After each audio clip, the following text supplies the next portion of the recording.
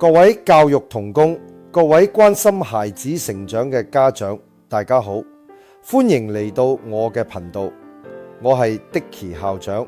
喺呢個頻道，我會結合我推動小學 AI 教育、融合教育、STEAM 課程以及教師專業發展嘅經驗，透過分享唔同嘅好書與理念，同大家一齊為我哋嘅教育思維進行系統大升級。喺我哋傳統嘅教育觀念裏邊，我哋經常會教導小朋友唔好隨便讓人哋抄你嘅筆記，喺社會上唔好做爛好人，會蝕底嘅。喺競爭激烈嘅教育制度下，我哋似乎都喺潛移默化咁教導下一代要懂得保護自己，甚至去計較付出嘅成本與回報。但係喺 AI 發展一日千里嘅今日，呢種自保與計算嘅思維真係能夠讓我哋嘅孩子喺未來取得成功咩？今日我想同大家分享華頓商學院最年輕嘅終身教授 Adam Grant 嘅著作，給予英文名為 Give and Take。呢本書一出版就登上咗紐約時報暢銷榜，因為佢徹底顛覆咗我哋對於好人注定蝕虧嘅傳統認知。作者將我哋喺職場、學校甚至社會上嘅互動方式分成咗3種類型。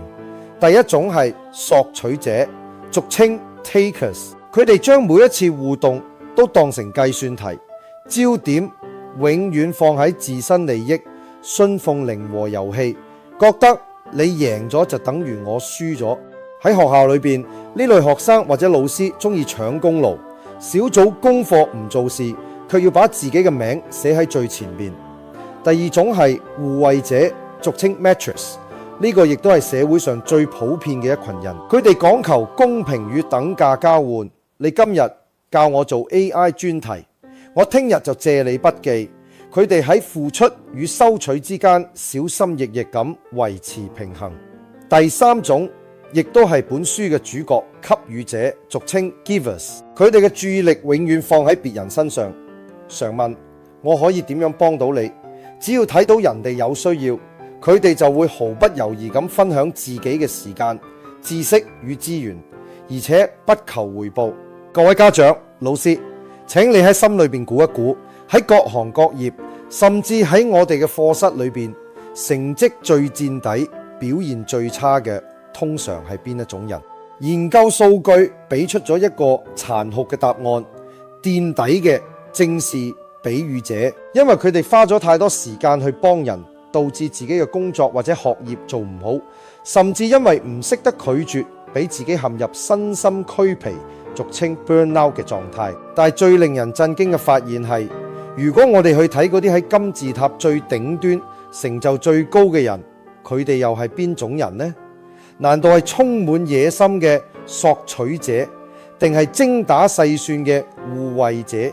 答案竟然係企喺最頂端嘅，依然係給予者。呢個呢，就係呢本書最核心嘅給予者悖論。給予者佔據咗成功階梯嘅最底層，但係同時亦包辦咗最高層。呢個情況非常特別，好值得研究。點解會咁？喺 AI 時代，呢種思維對我哋嘅教育有咩啟發？嗰啲頂尖嘅給予者之所以成功，係因為佢哋識得做大個餅，俗稱 make the pie bigger。喺傳統思維裏邊，資源係有限嘅，但喺 AI 同 STEAM 嘅跨學科學習中，知識係越分享越豐富嘅。書中提到一個醫學院嘅案例，嗰啲組成學習小組、無私交流筆記嘅同學，最後喺考試同埋臨床表現上都優於獨自埋頭苦幹嘅人，因為喺分享同教導別人嘅過程中，佢哋更深層次咁理解咗複雜嘅概念。咁我哋點樣避免孩子或者老師成為墊底嘅爛好人，而引導佢哋成為頂尖嘅給予者呢？我有3個從書當面提煉出嚟嘅教育建議。第一，從無私嘅給予轉化為利他嘅給予。墊底嘅給予者係無私嘅，俗稱 selfless。佢哋將別人嘅利益無限大，忽略咗自己嘅需求，唔懂得說唔，最後被索取者利用，呢個叫病態利他主義。而頂尖嘅給予者係利他嘅，俗稱 otherish。佢哋既樂於助人，但亦都非常清楚自己嘅目標與底線。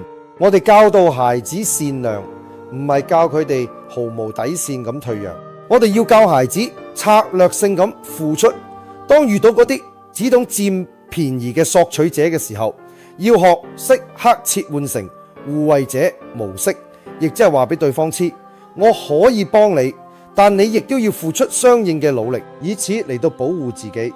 第二，善用5分鐘法則與打包給予，喺日常教學同親子互動中，付出唔需要總係驚天動地。書中介紹咗矽谷知名創業家 Adam Rifkin 嘅5分鐘法則，只要幫呢個忙唔會佔用超過5分鐘就可以去做。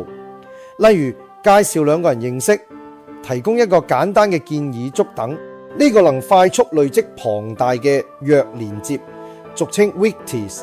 呢啲連接往往會喺未來帶嚟意想不到嘅機遇。另外，如果老師們覺得成日俾學生嘅問題打斷工作，可以嘗試打包給予，俗稱 chunking giving， 將幫人嘅時間集中喺某一日或某個時段，例如星期5下晝專門解答學生或家長嘅問題，咁樣既能夠獲得巨大嘅滿足感，又唔會俾自己精力耗盡。第三，運用冇權力溝通，建立真正嘅影響力。我哋傳統嘅校長、老師或者家長好習慣用權力溝通，意思係指以強硬、充滿自信、單向方式講授。但係真正嘅給予者懂得運用冇權力溝通，俗稱 powerless communication。最經典嘅一招就係尋求建議。當我哋放下身段，向細路長或者同事問一句關於呢個 AI 教學軟件，你覺得我哋仲可以點樣優化呢？我想聽下你嘅建議。呢個其實係在傳遞一個訊息，我尊重你嘅專業同埋智慧。人天生中意做人哋嘅導師。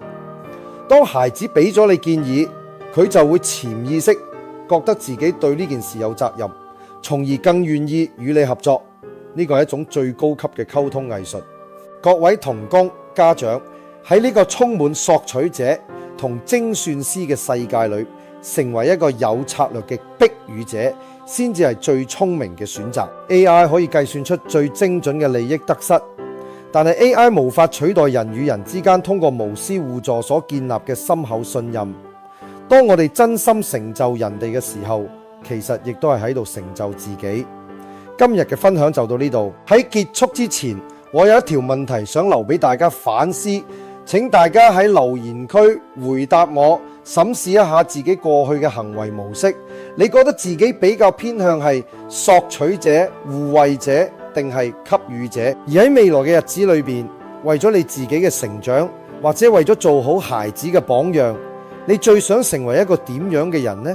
歡迎大家喺下邊留言，我會一一閱讀並同大家交流。如果你覺得呢條影片對你嘅教學或者育兒有啟發，請你俾呢條影片一個 like comment， 分享你嘅睇法，把影片 share 俾身邊嗰啲因為做爛好人而感到苦惱嘅老師同家長朋友們。